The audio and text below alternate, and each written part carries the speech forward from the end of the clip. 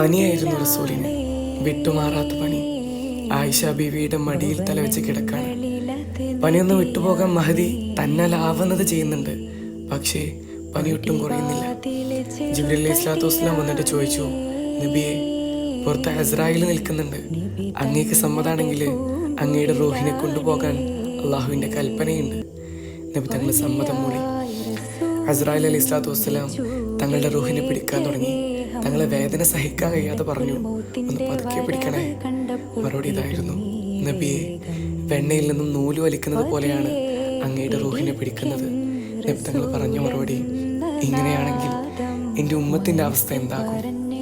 അങ്ങനെ മദീനയിൽ ആ വാർത്ത പരന്നു, നബി തങ്ങൾ വഫാത്തായിരിക്കുന്നു. എവിടെയും സങ്കടങ്ങൾ അലത്തല്ലി. ആർക്കും വിശ്വസിക്കാനായില്ല. ആരാണ് എൻ്റെ നബി വഫാത്തായി എന്ന് പറയുന്നത്? അവരുടെ തല ഞാൻ വെട്ടുമെന്ന് ഊരി പിടിച്ച വാളുമായി ഉമർത്തങ്ങൾ ലക്ഷ്യമില്ലാതെ പറഞ്ഞു നടന്നു. നബിയില്ലാത്ത മദീന എനിക്ക് കാണണ്ട, എൻ്റെ കണ്ണിൻ്റെ കാഴ്ച നീ എടുത്തു കളയണേ എന്ന് ഒരു സ്വഹാബി. ജീവനായിരുന്നു നബി. പക്ഷേ നബി തങ്ങൾ വഫാത്തായിട്ടില്ല. നമ്മളിലൂടെ ജീവിക്കുന്നുണ്ട്, ഒരുപാട് നന്മകളായി, സ്നേഹങ്ങളായി, പ്രണയമായി.